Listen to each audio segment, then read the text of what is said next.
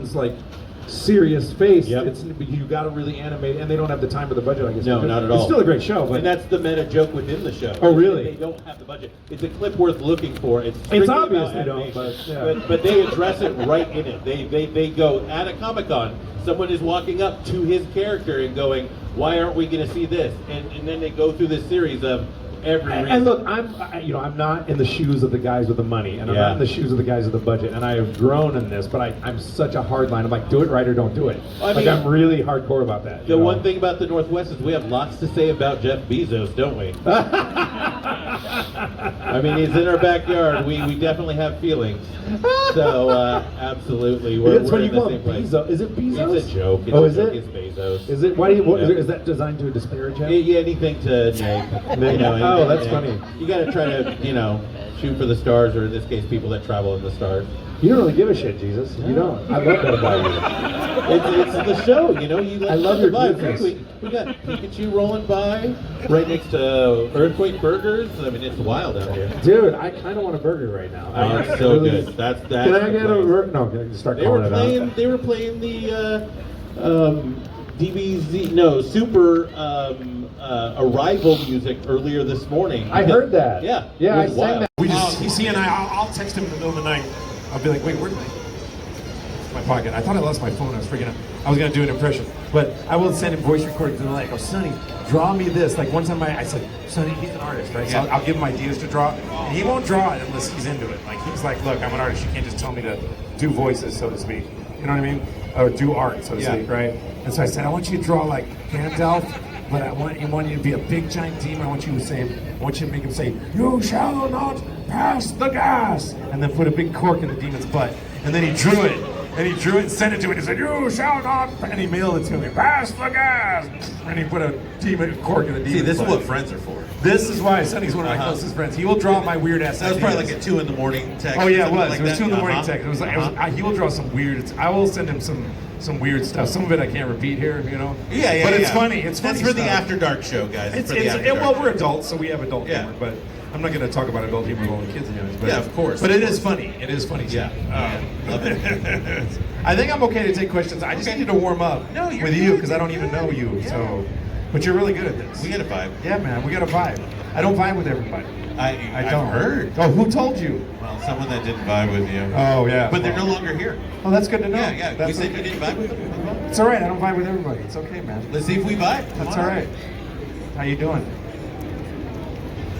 Yeah, I love it. I told my girlfriend, I said, hey, give me some Beavis and Butthead shirts, and she bought this for me. And I was like, perfect, honey. And then everybody asked me where I got it. I go, I don't know. She got it online somewhere, Yeah.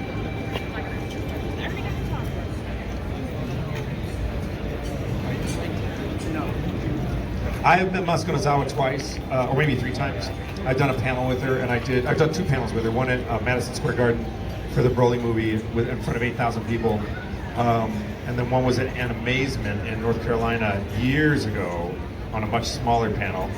I've not met Akira Toriyama Sensei. He doesn't really, he's pretty reclusive. Chris met him once, I think 25 years ago at an event and did not even get to speak to him. So, no, I was not able to meet him, sadly. Thank you. Yeah. Hi.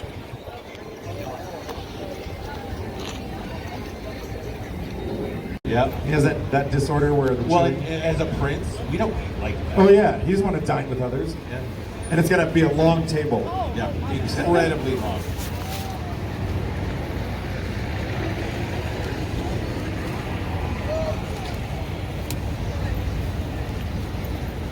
I'm thinking about it. Sorry.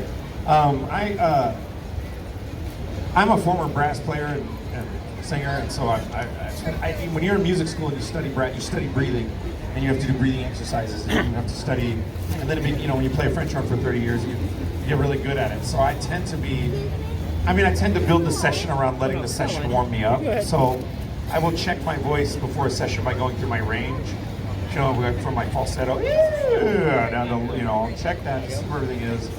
Then I'll stretch my rib cage out a bit because I want to fill up, I want to make sure I have a lot of volume for, creating a lot of screaming. So I want as much air support as possible. And then I'll build the session around, I'll just say, well, look, let's just do dialogue first, then screaming, then King Kai. Because I can do King Kai at any time, no matter how messed up my voice is. So by the time I'm done doing all the dialogue and standing up in the booth, you know, we might skip some fight scenes, and then I'm already warmed up. And then it's kind of more like, you get in the head of the character and you start, you know, doing the thing with the character, and then you just kind of become the character, and then everything just kind of comes into place. But if it's really, really serious and really intense, like some of the Broly movies, because I will fly to Texas to do the movies, I will go work, I go more intently with that. I will do some jumping jacks, and I will just try to get really jacked up, like really get ready, like because I've got to be in the action. So if I'm really cozy and comfortable in the booth, I can't do it. And you'll break a sweat in a cold booth working on Dragon Ball. You will totally break a sweat. And oftentimes my diaphragmatic muscles feel sore than my throat because the diaphragmatic muscles need to be doing most of the work for breath support. So a real true vocal professional would be like, you know, doing all these things, which I did in choir and stuff. I just find I haven't needed to. You know, I think what protects my voice in the booth is I do really good monitoring with my headphones, which protects me from wearing out my voice. And then I'm also very aware of the kind of pain that tells me when to quit. And then I use proper breath support and vocal technique in the booth, which prevents me from having to do a lot of other stuff. It's kind of like that. I'm a weirdly detailed person, so I'm sorry about the long answer. You're welcome. Thank you. You were saying you fly to Texas for the movie, so are you a home studio person most of the time? Or? Well, no, my home studio thing, I've had a home studio since 2006, but the home studio thing didn't get popular until the pandemic. So when we were doing Dragon Ball Super, I was going to Okatron West, which is a studio Chris has in Los Angeles. And for Z, I flew back on my own dime, like forever. And then when the pandemic, every time there's a movie though, I just know everything's got to be on point more than ever. Yeah. And I want to, there's a certain amount of emotional synergy I want with Chris and Raleigh, who is the director. Well, Chris and Raleigh directed, but Chris does most of the directing. Raleigh directed most of Super Raleigh Pickens. And Raleigh is so, when you're working in the booth jumping, the engineer's skill set is really important. And so Raleigh is so fast and quick. I will do like a long scene of like, and I'm going off, and then Raleigh's just dropping it and placing it in real time and knowing where I missed it, where I dropped it. And sometimes I'll miss something, give him 2 alternates before I get to the next one, and he knows that they already dropped them all in real time. Yeah. Now, Raleigh and I have been working together 20 years, so it's taken us to get there. But that process feels so good, and it's so easy and keeps the flow going. It makes my performance better. Which is why I get so vexed when some companies are like, oh, we'll just take the cast coach, some of the studio, it's fine. It's not fine. Yeah. The synergy of the production team is super critical to why a show's great, which is why you'll see a show switch networks or studios and then it sucks. Yeah. And it blows my mind that these people that run the shows will not always think of that. They do sometimes, but they don't. And you know, luckily Funimation and now Crunchyroll has always been very accommodating of letting us do our best work. So, because they care about the show. So, you know, and we care about the show tremendously. Even Zach Aguilar said when he was on the Superhero with us, he goes, I've never worked on a dub where everybody cares this much. And that's been that way since '99. When I've spoke with them, especially when it seems like the ones that don't come from a music background or don't come from editing or any other form like that, they just jump in, or they're on the newer end, younger end, like Zach and them. They'll often explain, that they came up in the time period where home studios were almost immediately there, right? Yeah, because of COVID. So they didn't know better, and they'll come into a studio for a big Crunchyroll movie or something that's blown away that it's a completely different setup, right? And you know what? There was even a higher level. I was the voice of Krang in one of the Teenage Mutant Ninja Turtles, and I replaced Fred Armisen to be replaced by Brad Garrett, so I ended up not being in it. But what was really weird for me is I went to this big Hollywood studio, and they said they wanted to go with a darker tone because Fred was amazingly too funny, and he wasn't sinister enough. And I was like, Fred Armisen's fucking amazing. Excuse me, sorry. And I'm just really tired, but this is fun. I'm having a good time. I'm just tired, but and so I was doing this crazy like crazy thing, and then when I came back for the next session, the first person there was really good, but then it seemed like they brought in another producer who was like at a higher level, like this guy's on, and they're just communicating with you and functioning on such a high level, you don't realize, and all the technical aspects of it are just on a next level. Yeah. And then I came in for a couple more sessions, and then I just found out I wasn't in it, but they still keep sending me checks, so I think they used part of it or something, I don't know. It's really nice. You've got a couple accent pieces that they use. They may that have were borrowed like- some of the screams, Yeah. you know, because I did some really good screams, and I don't know. I tried to listen to it. I couldn't. I never did watch it. A friend of mine said, "I think I hear you in there," because they don't normally give you residuals if you just do the scratch. No, You know, they they definitely wouldn't. don't give you. No, they don't. And I think he did say, he goes, "Look, I'll pay for the session, but you know, you work so hard, I may be able to get you some resids on this." So I don't know if he Nice. used it or just threw them at me Oh, that's or fantastic. not. But Plates, right? yeah, that's rare. That was really nice. Yep. Yeah. Oh yeah, I started recording last January, before last, in 2023, and I recorded pretty much every week for the entire year. And I think I'd said I'd done 60 to 80 hours on that game recently, but I think it's a lot more than that because I started recalculating the numbers, and it might be a lot more. No, I spent a lot of time on that, working on that game. In fact, I was just in the booth 2 days ago working on a little bit more. So, you know, we're tightening everything up and getting ready for the final push because we have to send all this stuff back to Japan so they can put it all in the game and make it tight and polish it for us. And, you know, we just do the recording for them and then they take care of the rest usually. You know, I mean, I know Chris's studio does a lot with editing and stuff, but generally, because I'm not part of that production process, you know. But yeah, I'm in the booth a lot for that game. It's going to be a huge game. That's all I can say. I got to be careful about my NDA, but you know, they've already done trailers. We know where I'm in it. We know, you know, people that are in it. So I think it's okay to talk a little bit about it. But I'm going to stream it when it comes out. So I don't stream a lot, but I do stream here and there, and I'll stream it, and joke around probably because I tend to. My Kararot, yeah.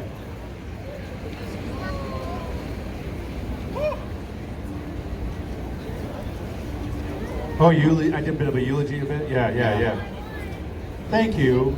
That was hard to do, and I waited to do it, and I didn't want my comments to be part of the news cycle, and I wanted to wait for Akira Toriyama's family to grieve, and Japan at large to grieve, because it's the boy, you know, and so I'm going to cry about it. So, you know, I just didn't, everybody grieves differently, and I grew up in a minister's household, so I'm used to going to funerals, and I know it's a deep thing, and so I was like, I got to think about this before I open my mouth. And it was hitting me hard. I was grieving for like a good solid 6 weeks. You know, it was hard. And well, look we're all here. Look at this. This is so beautiful because a guy in the 80s said, "I'm going to draw this comic." You know, and here we all are. All you people here to come see me. You're so beautiful. I met Jesus here. And one of my best friends showed up. My partner I met through anime. So I'm so grateful. So thank you. Thank you, man. I'm a big believer in karma, you know. Yeah, 100%. Yeah, so- Everyone, if you have not pre-ordered the game, I highly suggest it. There's some pretty amazing options. He works for out Namco Bandai. there. You know, you gotta- I do my best to try to get as many. You're trying to get a bucks job as there. possible. They go, "Hey, Zeus, we noticed you plugged our game. Would you like a job?" No. No, I run a game store. Oh, I see. They will pull my product. Yeah. That's what you're doing. Hi. You can come up here. Get out of here. Okay. Then get out of here. Okay. You watch Monkey King, right? You know, I figured it out. You're a girl. You know why? Because they tell us in Monkey Kid sessions, "Oh yeah, we market the show toward boys." And I'm like, "Yeah, but every single fan that comes to my table is a girl." So apparently we have struck a chord with the young ladies of the world who love Monkey Kid. Monkey King. Monkey Kid. It's called Monkey Kid. I play the monkey. And did you want to comment or say something? I just interrupted you, sorry. Yeah.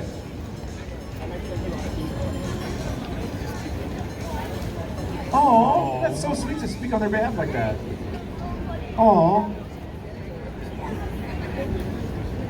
Oh. You're welcome. Thank you.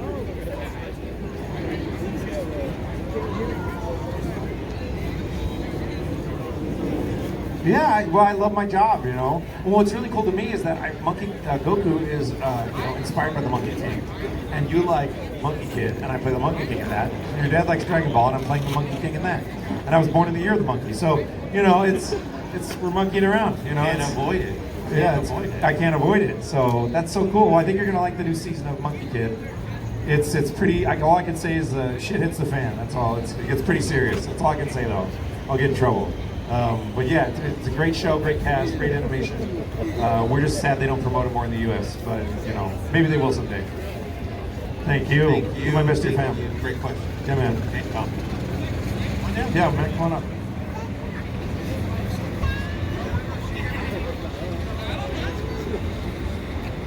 So you're into Monkey Kid. You're one of the few male fans Met I the have. demographic.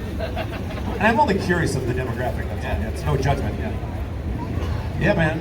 Thank you.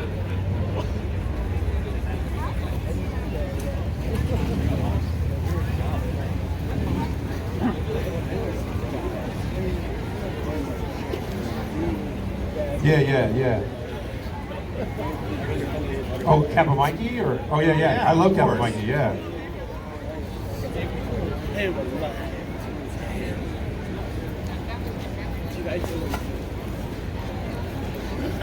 Well, you know what's interesting is Michael Cinder Nicholas, who directs Monkey Kid, he wanted me in the show. He's like, you need to hire Sean. He's the Monkey King. They go, what? He's like, he's been playing the Monkey King for 20 years. Like, he's gonna got this part. But I had auditioned twice. They weren't necessarily sure about me. And I'm glad they put me through the paces. They should. And I just decided, because Goku's become such a big part of me. And I decided, here's the funny part. I decided this before we got any scripts.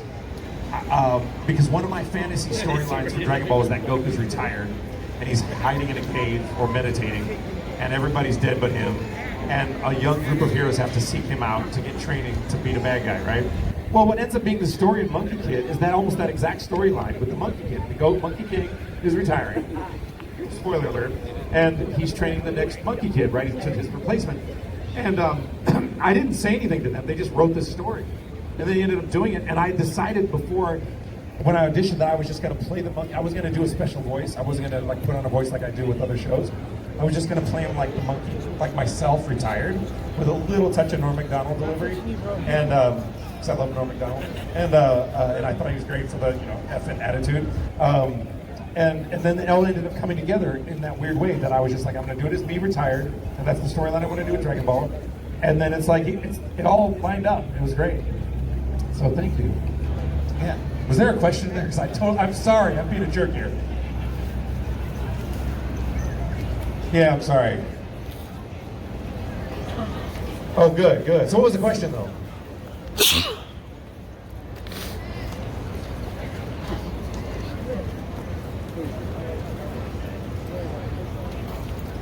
Sorry. That's okay.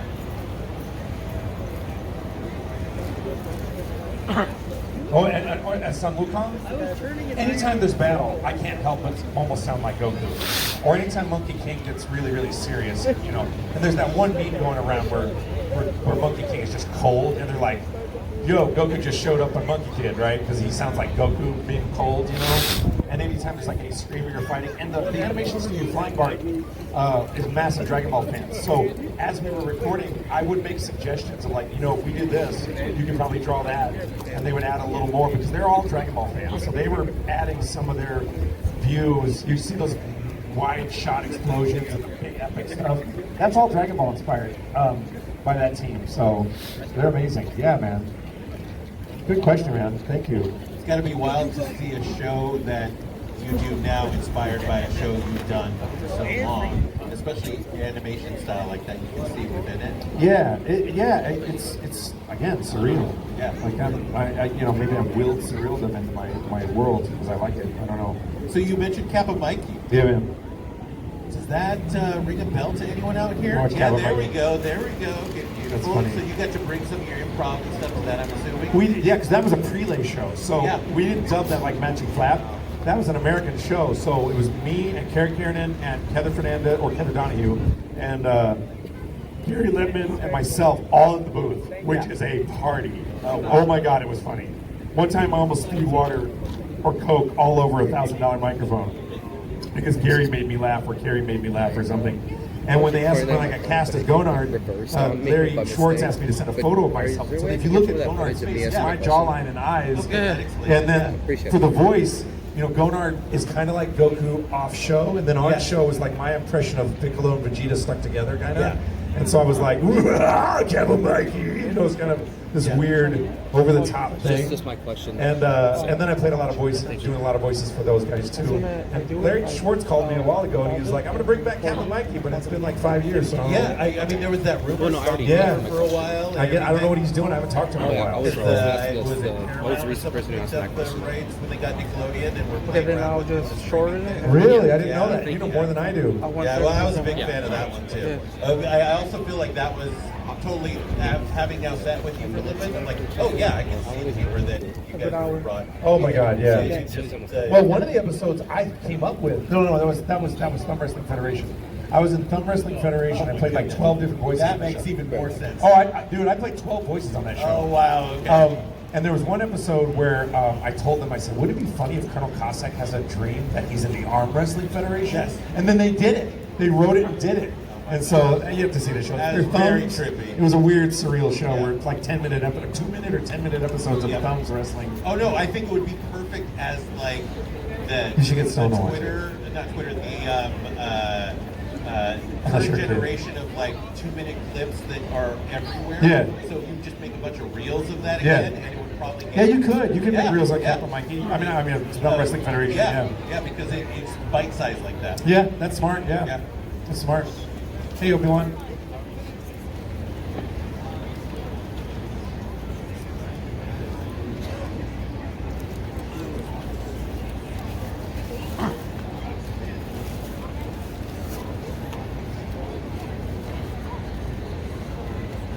Oh gosh. Oh God, that was a long time ago.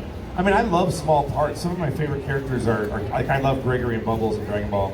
I like tiny roles I can make memorable, you know, like, or if I can do a unique voice, or if I could throw in an inside joke that only a few people will get, you know, since it's a tiny voice. I'm like, maybe I can get away with something here. And it also gives me an opportunity to just try really strange voices. So I do enjoy playing smaller and tinier characters or villains or whatnot. I don't always like, you know, having the most of the sandwich, you know. Like This thing that says additional voices by. that always irritates me, but I get why they do it. They only have so much space because I played like the fire giant in the God of War, and I'm speaking ancient Nordic. And I'm listed as additional voices, and I'm like, I played a whole scene for you guys. So you know, Yeah. but it's fine. I mean, it's fine. But those are the ones that you can really hide that stuff. Oh yeah, you can hide it. Yeah, you totally can. Yeah. Yeah, it was like 2 lines. Yeah, that was it. I had like 1 or 2 lines. And then I played like the guy who kills Yusuke in Yu Yu Hakusho. The guy who runs him over with a car. That's me. Yeah. Yeah, it's you in the moving truck, right? Yeah, totally me. So I love doing that stuff, you know. I mean, there's a couple of shows I quit because I just couldn't. There was one I quit for the contract, but there's another one that was like, I hated the sound of the voice so much. I had to imitate a guy who I was replacing, and I hated the sound of his voice so much. I thought, can I do 18 episodes of this of that voice coming out of my head? And the answer was no. So I didn't take the gig. I was like, I can't stand it. I'm sorry. And you don't want to turn down work because it's so rare, you know. But Oh, yeah. you gotta do what's right for you, you know. Thank you. Thank you, everyone. Hi, Raven.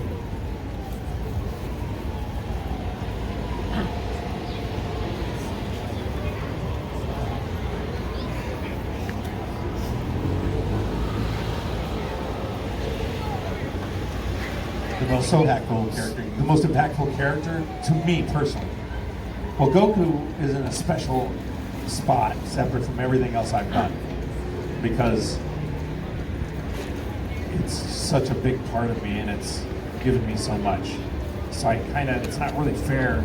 The question's not fair because Goku just beats everything so badly. So, second, distance. Impactful for me on my personal life, or myself as an actor, or Has it affected you? I mean, what really affects me about Goku is, you know, how it affects everybody else. So it's like, you know, it's there's some really memorable roles I really enjoy doing, like Ryo and Shaman King, or believe it or not, on Sakamaru and Legion Nonsense, because that was such a fun role. But there's not really any. I don't know if there's any big dramatic roles or anything that's been like super impactful for me. Do you have any you'd like to revisit? I had an opportunity to revisit one, but I didn't take it. Impactful cool? God, that's such a deep question for. I'm so sorry.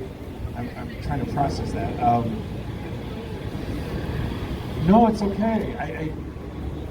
I mean, they're only impactful that they're memorable and fun. Hey! Bye, Krillin! My voice is gone! See you later! That's the other one I can do for now. Bye! Why aren't you on my panel? I'm sorry, Krillin had to say goodbye. Gosh, I can't answer. Only, there's just fun ones. Like, there's not, Goku's just had the most profound, because there's no other role I do where people are like, yeah, you know, my kid's dying, he wants to talk to you. Or, you know, I lost somebody and we bonded over Dragon Ball. Or will you come officiate my wedding? You know, or whatever. We named our kid after Goku. That doesn't happen with anything else other than Dragon Ball. You know, So you talk about sneaking Arnold in and doing things like that. I will say funny voices in. Is there any that like you tried to sneak in that inspired you when, like before, that might have inspired you? Oh God, yes. Yeah. I'm a huge Rich Little fan. There we go. Legendary impersonator and comedian. He's still doing it, I think, in Vegas. Yes, he is. He's unbelievably great. I was a huge Bill Cosby fan, huge Eddie Murphy, Richard Pryor, Robin Williams, especially the legend Mel Blanc. I mean, his name, Frank Welker, who I got to work with on Scooby-Doo. I did one episode of Scooby-Doo, and he was in the room with us, and I couldn't stop crying, which was really unprofessional of me, but I couldn't help it because he's my childhood. Yeah. You guys come up to me. You want to know when I have that feeling? When I'm sitting in the booth next to Frank Welker. That is, which only happened once, but that made me cry. And when I've met some of my heroes from my childhood, like I've met a lot of on-camera folks just being in the green room, and stuff like that. Now wait, go back to the question because you inspired me for an idea, and I just want to see if it fits. Would you say the actors that inspired me? Yeah, correct. That I put into shows? Yes. Okay. I put Christopher Walken in a show. Oh, there you I go. put Arnold in a show. I put. I've had to do impersonations of like Batman. I've had to do.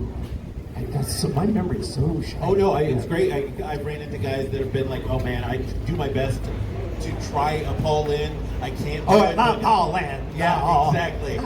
Stuff like that. Paul Lynn. And those are the things. In the same way, like you were saying, that people come up to you and you're like, oh man, your character changed my life. You're like, oh no, Frank Welker is the one that changed my life. Yeah. Oh yeah. Yeah. No, they were. The guy who really changed my life, though, the one who really got in my head was Rich Little. And the reason he did, and this is kind of how I try to approach voice acting if I can, is what was astounding to me is he would be doing an impersonation of somebody famous that I did not know, like Jack Benny, who I know now, but as a kid I didn't know who Jack Benny was. On Carson, he was doing that. Yeah, he was doing a Carson, Yeah, or he was doing his routine. Yep. And it seemed like a different spirit would enter his body, like he was a seance channeler. Yeah. And I would just, as a little boy, I was like, he's a different guy, just by changing his voice. I want to do that. And so then I would turn on the volume on black and white TV because I was like, I'm a cool kid in the '70s. I like color TV, and there's a lot of black and white TV still. So I turned on the volume and I would just watch those old '50s shows that I didn't like, and I would just put voices and make them up and do impersonations in real time. You know, because I thought it would be really cool. Like, you know, I'm trapped in a 5'10" white guy's body. Yeah. Well, now I can be anything. You know, which is why I'm a little bit particular about. I mean, I get your representation matters, but as an artist, I'm like, I don't care what you look like. Well, and most actors will say the same, right? Yeah. I can be anyone and anything. That's my job. That's my job, and so I don't like the PC rules being treated like. I don't like the fact that people act like it should be that way.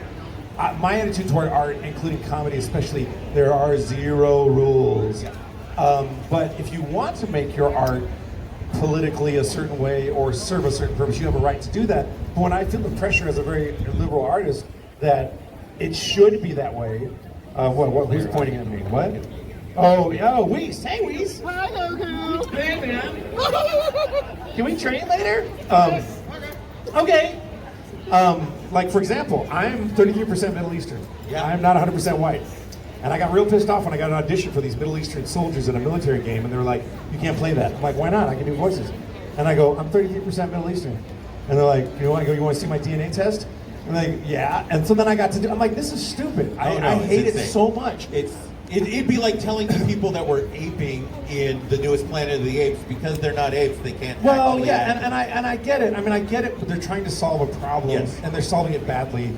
And I get it. So I'm not trying to sound like, you know, No, we get bigoted. it. We get But it. I'm trying to say, if I'm casting a show, I don't give a I don't Yeah. care what you look Yeah. like. I care who Can you find the character? Can you find the character and do the voice?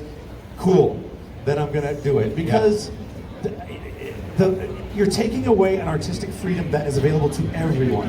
And then when you start limiting it, then you're doing a racist thing in reverse. You're saying, well, because you're this, you can't do it. Yeah. It happened to a colleague of mine. I won't mention his name because he probably doesn't want it out there, but he was in a video game, and he does a very good Taiwanese accent. Oh, and yes. and, Yep. and he's masterful. And then they replaced him in the next game, and I called him up and I go, it sounds like you had a bad day. He goes, no, it's a real Taiwanese actor. I'm like, but he's not as good as you. He's like, I know. And I called him up and told him it was racist, and they gave me a big check to shut my mouth. I'm like, this is just completely asinine. So people might give me shit about this, but I don't care because I come from, when I was trained in arts, I come from a place of no rules. I don't want to PC everything. And the reason I don't is because now you're affecting the overall quality of the art. And I'm wanting to make the best art. Well, the freedom to be creative is the freedom to be It creative. is the freedom to be creative. And the reason I want to make the best art is why do we do art? Okay, the reason I want to make the best art is because if you have the right person playing the right part, emoting in the right way with the right writing, it's going to profoundly affect the viewer. And I can prove this by the number of kids who come up to me and say, I lost 100 pounds because of Dragon Ball. I stopped this bully because of Dragon Ball. If I don't perform in a way that is fully believable, and the story's not written in a way that's fully believable, I believe that art and acting is our early psychologists. We have psychologists now, but back in the day we didn't. So this is the way we process and the way we vicariously process our issues and our growth as humans. And so I don't want that watered down because then it's less powerful. Oh, You see what I the mean? impact has to come from that because as someone who consumes art or produces art, which every human being does, Exactly. we gain that emotional, cathartic moment. We gain processes of grief. We move through this life together Yeah, man. by being able to hear it, Dude, feel it, and preach. work it through each Preach. other.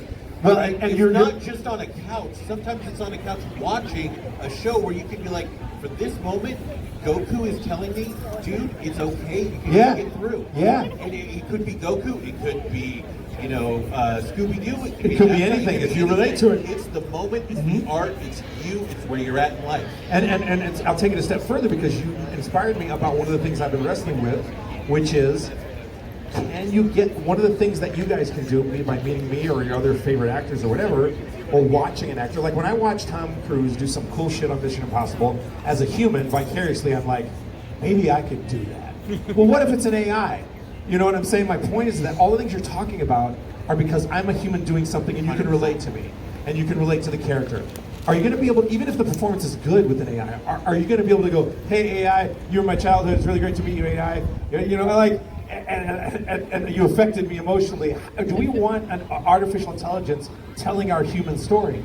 And so that's why I'm so vehemently opposed to AI, outside of the fact that it's my very identity that they're stealing, my very whole person, my very soul that they're stealing, and they can do it to you too. I think You know? it's silly to even try to program a computer to find AI.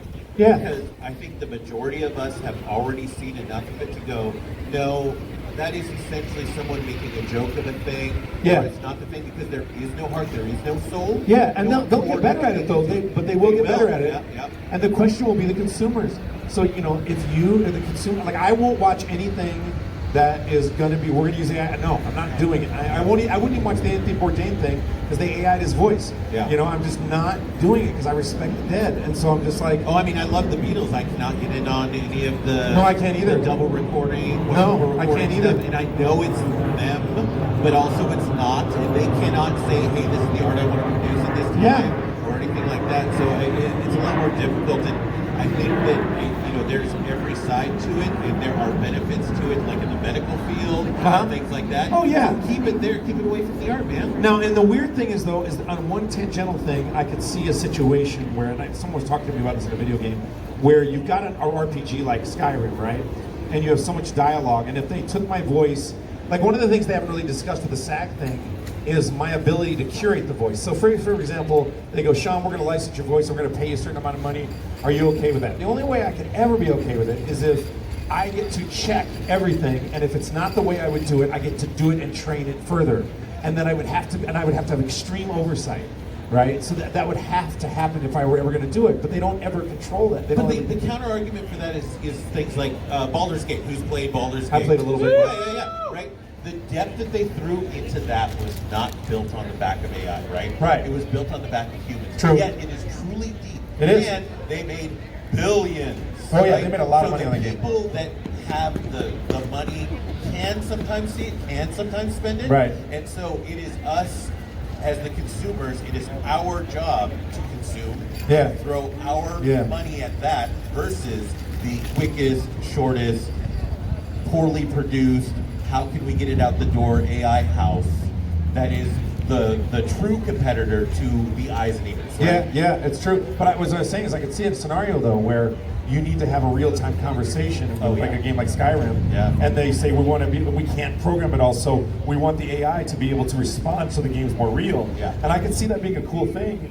But you could literally talk to your TV and play Skyrim and have it talk back. And as long as it knows the realm of Skyrim, you can talk to it for hours. 100%. And it can use my voice to be that thing. That would be very difficult to achieve by having to record all those lines. The only issue I have is I'm worried about the oversight, and I'm worried about, the ability to curate the performance, because I'm like, if they make it do it like I would not do it, and it doesn't sound good, now my voice is associated with that, and that negatively affects my reputation as an actor. So Absolutely. this gets sorry it got so deep. I hope it's interesting to you guys. We're way past time. Yeah. But you guys, do you want to get a couple more in real quick? Okay. Because I got to go, but I feel bad because we talk so much. Sorry. Yeah, let's go. Sorry, Justin. Sorry. My agent wants to grab me. Sorry. Yes, sir. I did. Super Saiyan 4 Kamehameha in Dragon Ball GT, but never in Dragon Ball Z. But during a Kamehameha in Dragon Ball GT, I passed out and hit the booth hard. It was Great great. question. I enjoyed it. Yeah. I did. It was all padded. I took a nap. Hi, kiddo. Hey. Oh, you did? How do I turn Ultra Instinct? Well, I'm an actor. I don't turn Ultra Instinct, but I can tell you the thought process when I think about a form, okay? It's gonna get a little deep, but I think you can handle this. You seem pretty sharp. When I think about a form, Goku, I think of two things. Goku's physiologically different, meaning his body sometimes changes, like for Super Saiyan 3. His hair gets long, he doesn't have any eyebrows. Or for Super Saiyan 4, he's furry, Well, with Ultra Instinct, he's all silvery, but what they explained the Ultra Instinct to me is that it's autonomous Ultra Instinct, so Goku no longer has to think about his moves, and he does this kind of Zen dance.